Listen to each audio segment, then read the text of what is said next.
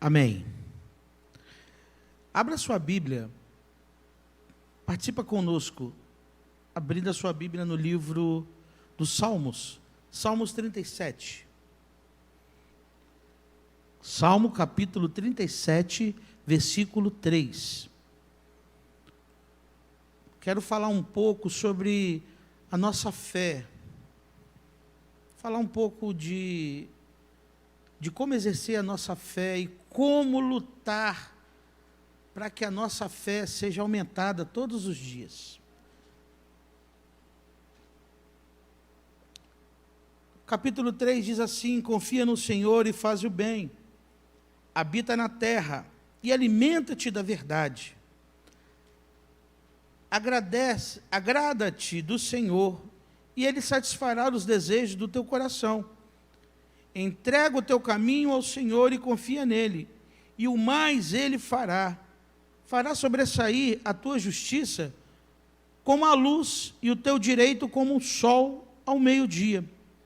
Descansa no Senhor e espera nele.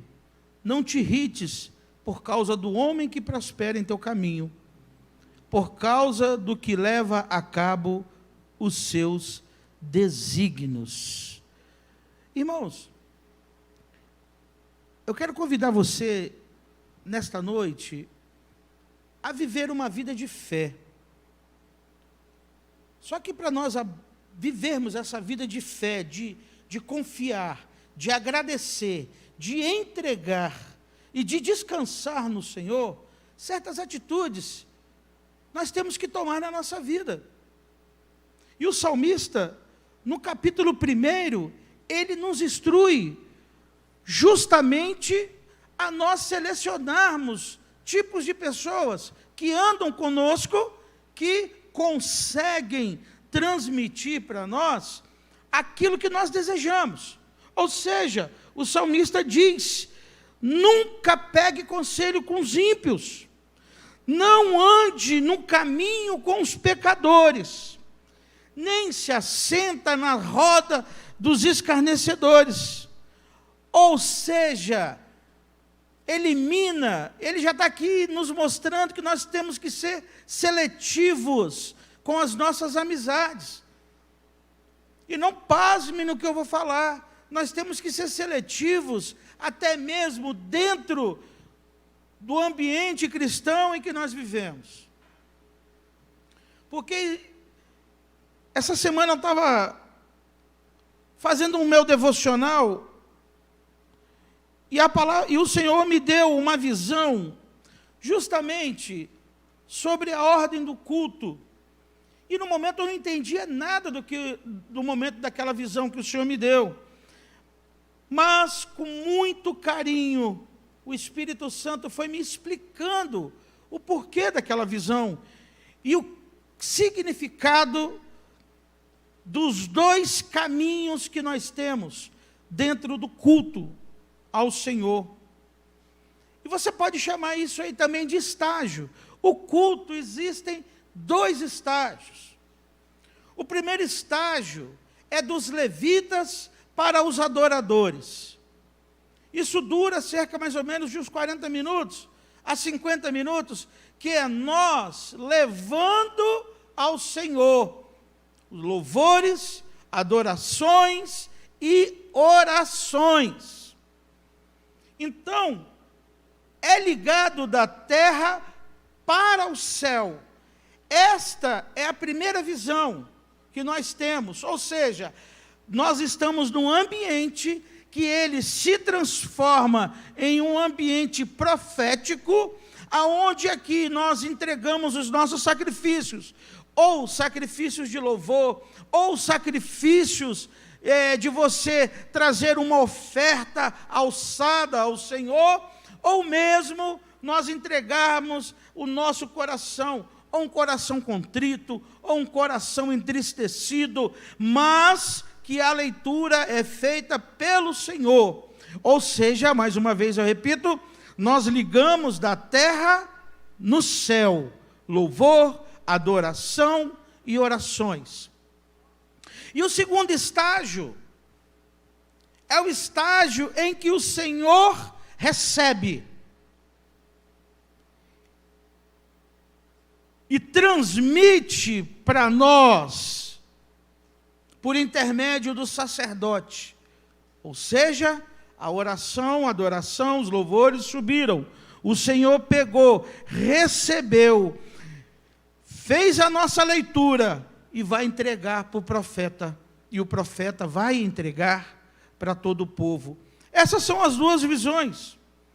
Primeiro o Senhor usa os levitas e os adoradores. Depois o Senhor usa o sacerdócio. Ou seja, os profetas. E também, irmãos, eu tenho feito algumas pesquisas a respeito de, não profundamente, não como um pesquisador, mas aquele, como está escrito no Salmo 1, que antes o seu prazer está na lei do Senhor, ou seja, está na graça, está em olhar para Jesus e nele meditar dia e noite, aonde nós encontramos na palavra, na Bíblia Sagrada. E a minha observação, isso não está em livros de teologia, ou se está, não peguei a fonte de algum livro de teologia, mas eu peguei na fonte de um ex-ateu. E esse ex-ateu é um cara muito conhecido nas mídias sociais. É um jovem muito inteligente. E ele fez uma comparação hoje. Pense bem, ele era ateu toda a vida e aceitou o cristianismo há pouco tempo. Eu não vou falar aqui do testemunho dele, porque é um testemunho grande. Mas ele fez uma separação do cristianismo, em que ele vê dentro da ótica dele, e eu achei isso muito importante, eu quero trazer para nós. Ele fala de um cristianismo secular. Ou seja, o cristianismo secular é lá fora do seu ambiente profético, fora do seu oikos, aonde nós se juntamos, as pessoas, em que diz que Deus ama a todos. Deus vai salvar todos. Essa é a visão do cristianismo no mundo secular. Eu posso pecar, eu posso me ajuntar na roda dos escarnecedores, eu posso andar com ímpios, eu posso seguir o conselho dos pecadores, porque no dia do juízo final, toda a população vai ser salva.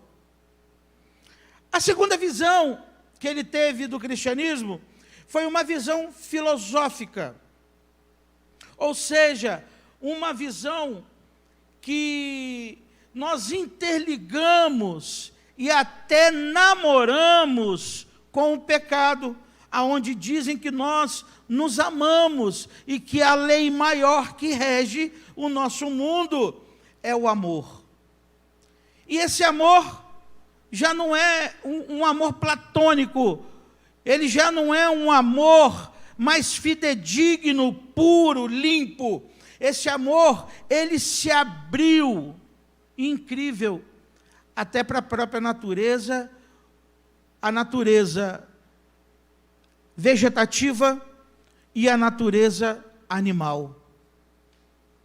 Lá no início, quando o Senhor começa a escrever as leis, e é uma das coisas que o Senhor abomina: não façam como os povos daquela terra, pois eles usam de prazeres ter prazer com animais. Isso para o Senhor é abominação. E a terceira definição que ele teve foi o cristianismo bíblico. O nome desse rapaz é Caio Coppola. E ele cita a Bíblia como o único caminho por Jesus que nós chegaremos até o trono celeste. Hoje nós temos visto que o pecado está sendo romantizado. Hoje eu tenho visto que as pessoas entram dentro do local de adoração, deixam o pecado lá fora. Quando sai do local de adoração, se junta ao pecado. E eu quero também compartilhar o texto em 1 Coríntios, capítulo 6, verso 12, que diz que tudo me é lícito, mas nem todas as coisas convêm. Todas as coisas me são lícitas, mas eu não me deixarei dominar por nenhuma delas. Os alimentos são para o estômago, e o estômago para os alimentos. Mas Deus destruirá tanto estes como aquele. Porém, o corpo não é para impureza, mas para o Senhor, e o Senhor para o corpo. Deus ressuscitou o Senhor, e também nos ressuscitará, a nós pelo seu poder. Não sabeis que os vossos corpos são membros de Cristo? E eu, porventura, tomaria os membros de Cristo e ofereceria para as meretrizes? Tudo nós podemos fazer, irmãos. Nós podemos ir à praia, nós podemos ir a um restaurante, nós podemos jogar futebol, nós podemos se reunir em festas.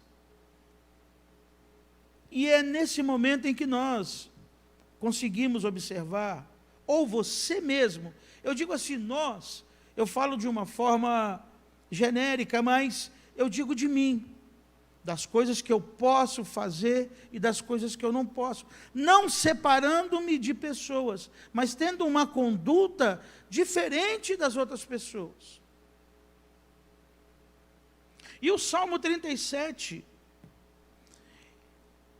ele traz, com esse capítulo 3 até o verso 7, ele me chama a ter uma experiência com o Senhor.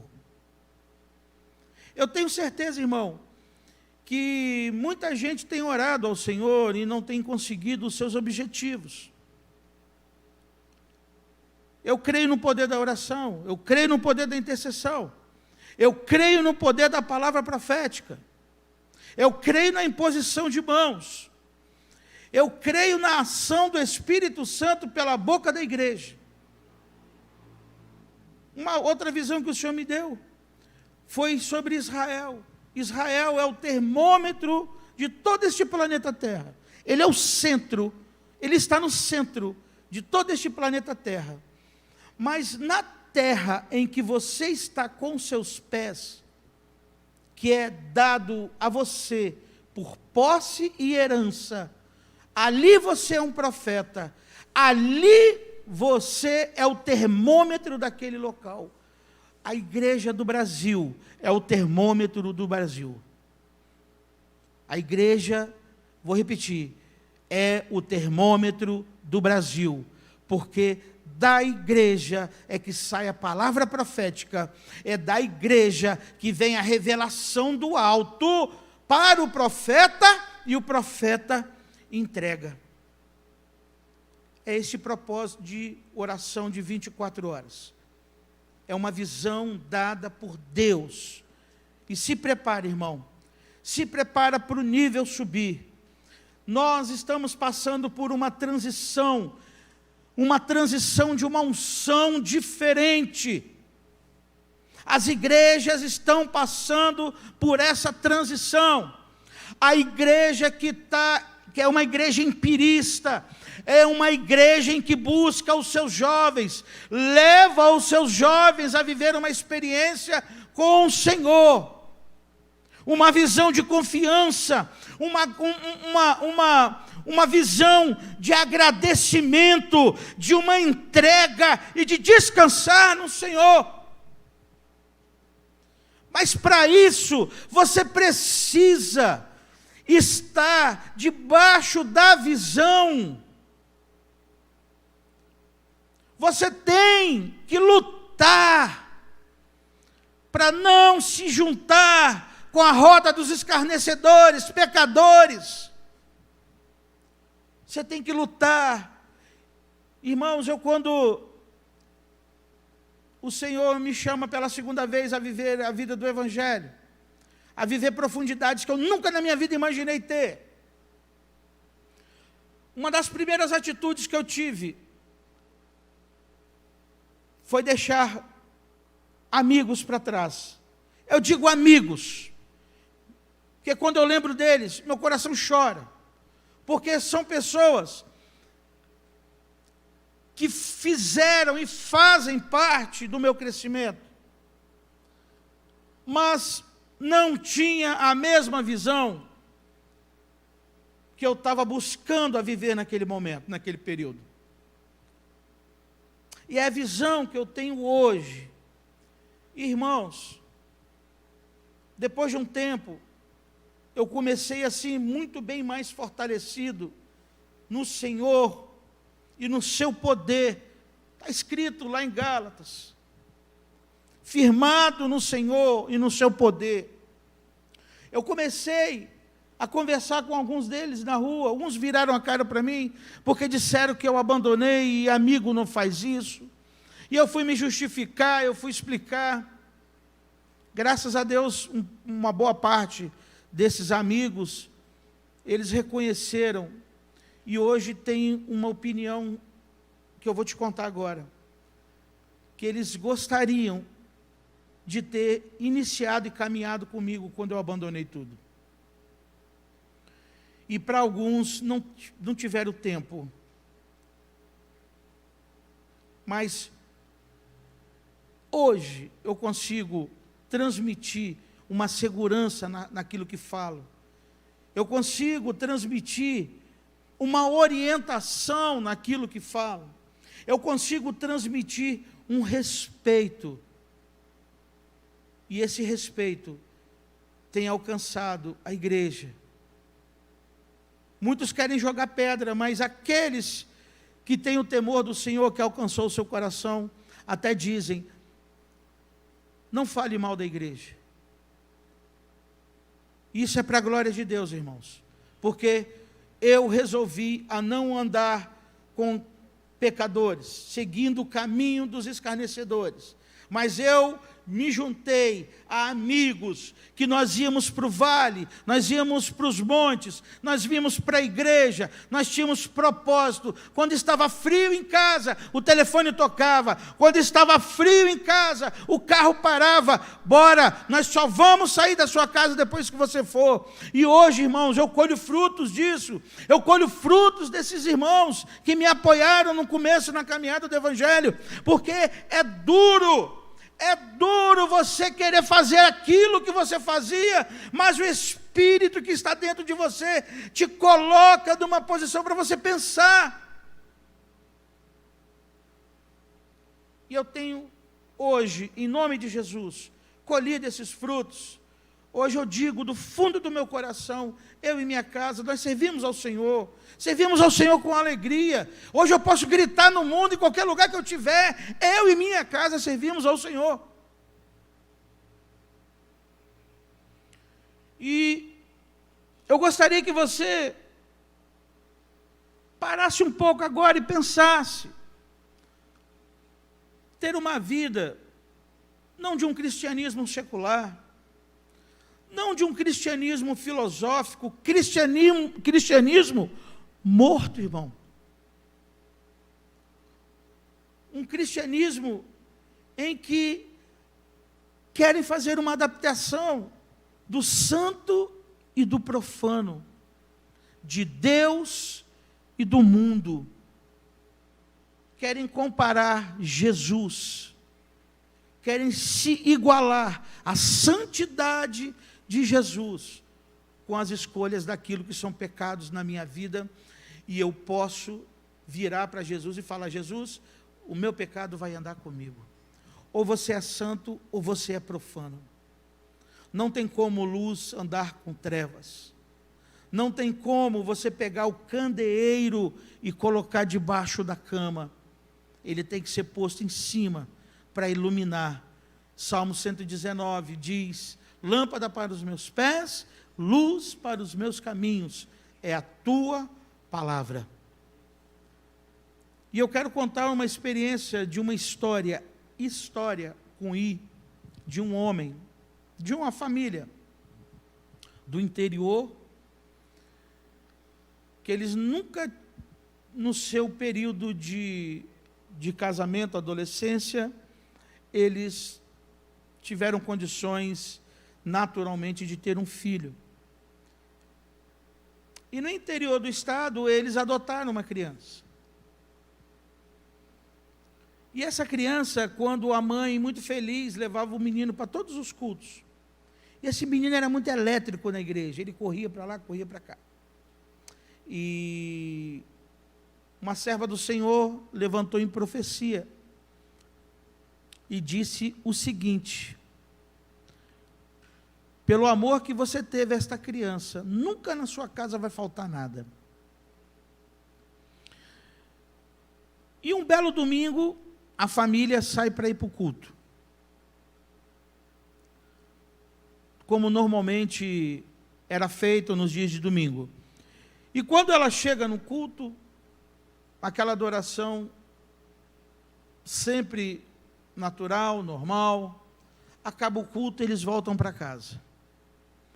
O homem, o pai, muito tranquilo, muito confiante. E já era meio-dia, deu o horário do almoço.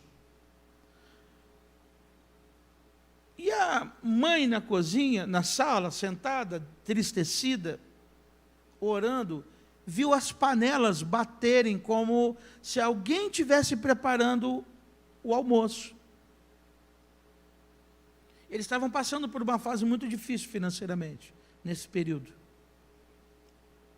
Eles não tinham arroz, eles não tinham feijão, eles não tinham um pedaço de carne, eles não tinham uma fruta, eles não tinham um legume dentro de casa.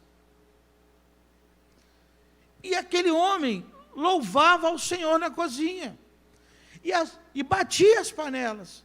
A mulher se levanta, vai até a cozinha, chega lá, chama ele de louco, e perguntou o que ele estava fazendo. Ele disse para ela o seguinte: pegue os pratos e coloque sobre a mesa, porque nós vamos almoçar agorinha mesmo. Aquela mulher, uma ira dominou o coração dela e ela deu um grito, dizendo: quando nós adotamos essa criança, Deus disse que na nossa casa nunca iria faltar o alimento. Aqui no Salmo 37, verso 25, diz: fui moço, e já agora sou velho, porém jamais vi um justo desamparado, e sua descendência mendigar o pão. E aquele homem só disse para ela calmamente: coloque os pratos sobre a mesa. Passado alguns minutos, aquelas casas de interior, de muro baixo, um homem se aproxima do portão. E quando o homem se aproxima do portão, levanta-se aquele cheiro daquele frango assado. E ele bate palma. Eu gostaria de falar com o dono da casa. Aí o moço abriu a porta e foi até ele. Quando ele chegou lá, o homem explicou para ele: eu saí de casa para comprar alimento para minha família, para a gente poder almoçar. Mas quando eu estava comprando todos os alimentos que eram para minha casa, um homem apareceu do meu lado e disse que era para mim trazer esse alimento aqui para o Senhor. E aquele homem, corriqueiramente, todos os domingos, ele comia macarrão, arroz, feijão e frango assado.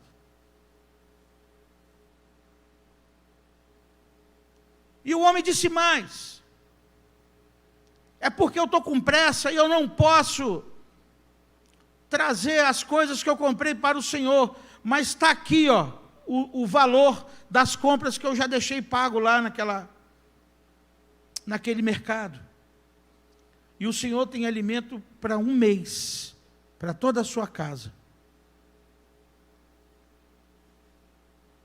Quando nós confiamos no Senhor, quando nós somos gratos ao Senhor, ô irmão, eu não estou sendo hipócrita para falar isso para você.